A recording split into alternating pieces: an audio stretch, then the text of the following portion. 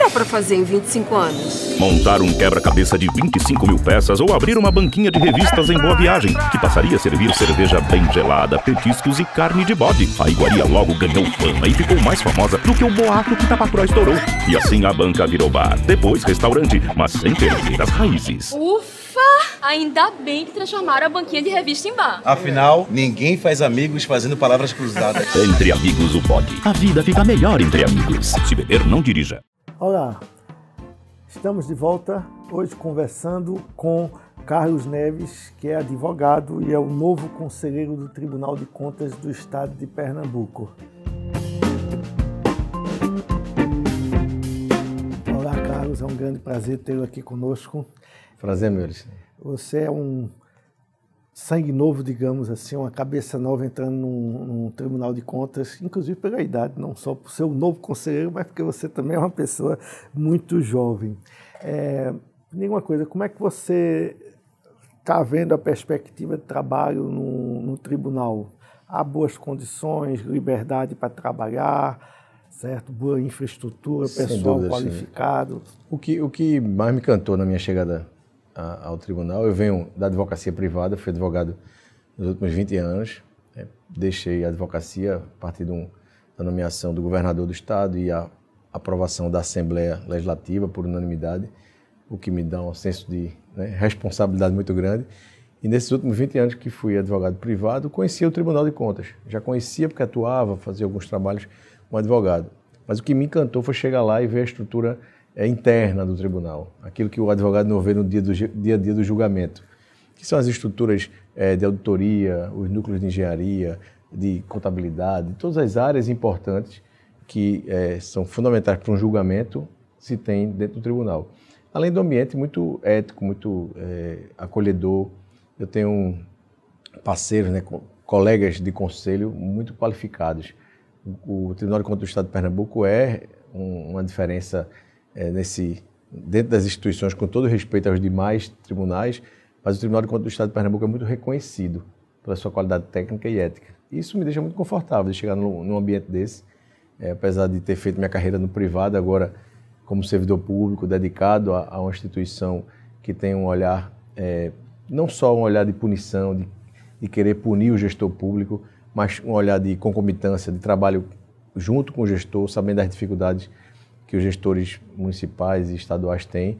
O tribunal tem toda essa competência para, hoje, uma característica mais de colaboração com a gestão pública para que os recursos sejam melhor bem aplicados. Me diga uma coisa, como é que você está sentindo a situação atual dos municípios do estado? Porque com a crise fiscal, a crise econômica é grande e a crise fiscal termina sendo muito grande também. A gente, obviamente, com essa deterioração das contas públicas, as pessoas tenderiam a ser, digamos assim, mais flexíveis para poder não demonstrar claramente o rombo que os municípios e o próprio Estado de Pernambuco também está tendo. Como é que vocês estão no tribunal enfrentando, tendo dificuldade em garantir a transparência e a responsabilidade fiscal dos estados? É interessante ver que, como eu disse, o Estado de Pernambuco, o Tribunal de Contas foi muito presente. Nesse tempo, eu tive a oportunidade de chegar só agora recentemente, mas se fizer uma análise do padrão de exigência do Tribunal de Contas do Estado, ele fez com que as prefeituras e o governo tivessem um cuidado até maior, tem uma presença forte, fiscalizatória, dos gastos com o pessoal, de alguns outros gastos que impactam nessa situação fiscal. Mas saiu recentemente um dado mostrando que alguns estados haviam uma dificuldade maior. Casos clássicos como Rio de Janeiro, entre outros. Rio Grande do Sul, Rio Grande do Norte. O que mostra que o tribunal esteve junto aqui em Pernambuco, seja do estado como dos municípios. Mas mais ainda, diante dessa crise econômica, da dificuldade arrecadatória dos municípios, dificuldade de também repasses do governo federal para os municípios, nós sabemos dessa realidade, conhecemos essa realidade, já como advogado eu conhecia e agora o Tribunal de Contas eu conheço. E sei que diante de uma crise fiscal dessa, uma crise econômica dessa, o gestor tem que mostrar ainda mais capacidade. Alguns têm estrutura, prefeituras maiores têm estrutura para se organizar E a gente sabe que alguns têm muita dificuldade, inclusive, de organização, de pessoal, para dar uma resposta diante de uma crise dessa. É interessante ver que alguns municípios buscaram soluções, né? Estão buscando soluções. Tem que buscar, no caso por conta da lei de responsabilidade fiscal, de diminuir os gastos com o pessoal, né? Reduzir alguns serviços. O problema é que a gente sabe num país, num estado em que a presença do estado em si ainda é importante, a presença do município na vida das pessoas é muito importante. Reduzir é difícil, não é fácil. Reduzir cargo comissionado, reduzir serviços, limitar empenhos, mas isso é o necessário quando se não tem arrecadação. Ou até melhorar a sua qualidade de arrecadação, que é outro problema que os municípios enfrentam. Nós vemos muitos casos, são diversos casos de dificuldade arrecadatória dos tributos. Municípios que não têm a cultura de ir atrás do IPTU, do ISS, que é natural que seja, é a fonte que ele tem de arrecadação. Então, não é fácil para os gestores, mas é nesse momento que os gestores têm que mostrar uma qualidade ainda maior do que em outros tempos. E o Tribunal de Contas, ele basicamente tem a lógica fiscalizatória ou ele tem contribuído para a organização dos municípios? Eu acho que esse foi o diferencial nos últimos anos. O Tribunal de Contas do Estado de Pernambuco passou a não só aplicar a sanção, como orientar. Quando a gente tem um caso de apropriação de recursos públicos, lá na frente, anos depois, se busca a punição daquele gestor, a empresa já não existe mais, o dinheiro dificilmente consegue ser resgatado, é um prejuízo muito grande. Além de não ter feito bem feito, vamos dizer, uma obra, o que for o serviço. Quando atua, como atua agora o Tribunal de Contas, na licitação, já apontando qual é o vício, onde é que pode ser corrigido, ou uma medida cautelar, onde pode limitar, estava acontecendo uma limitação de concorrência, um indicativo de um caminho, né, para alguma empresa ser beneficiada, suspende-se a licitação, rescinde-se o contrato, limite-se o gasto com aquele contrato.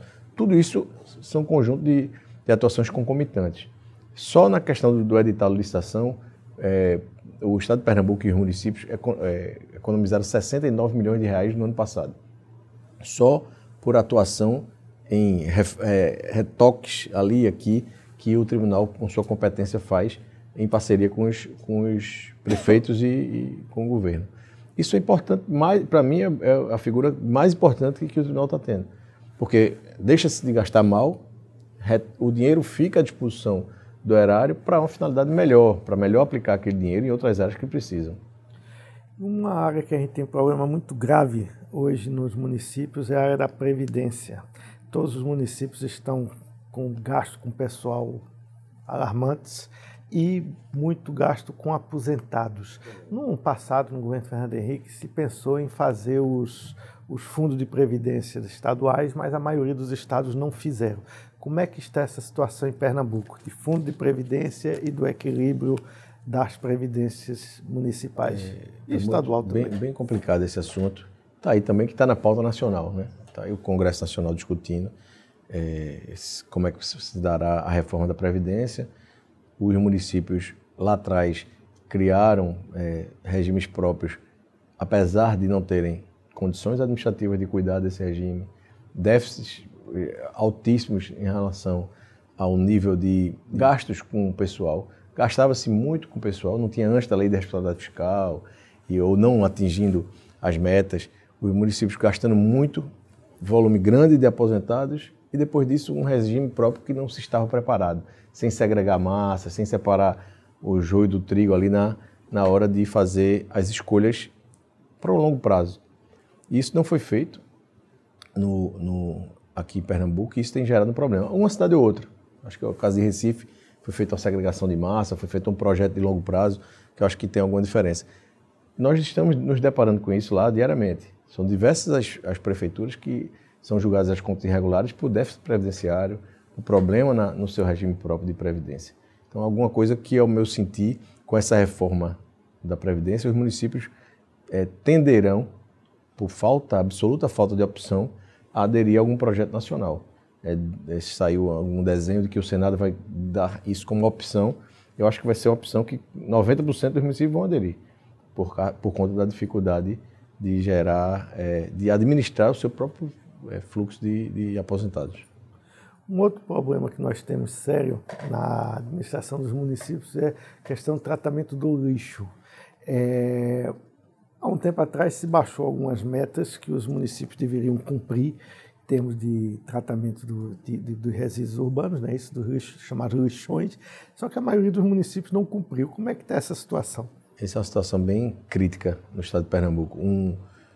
Historicamente, nós sempre tivemos à frente em questões ambientais, né? Um estado que se preocupa com isso, mas infelizmente diversas prefeituras não atingiram o que a lei determinava, que era o fim dos lixões, construção de aterros, de soluções para os resíduos sólidos de forma mais, não só ecológica, mas mínima até de dignidade humana. Tem pessoas que vivem hoje, infelizmente, dentro dessas crianças que vivem dentro desses ambientes e toda a comunidade que é afetada, né? Uma geração toda que é perdida por conta desse descuido.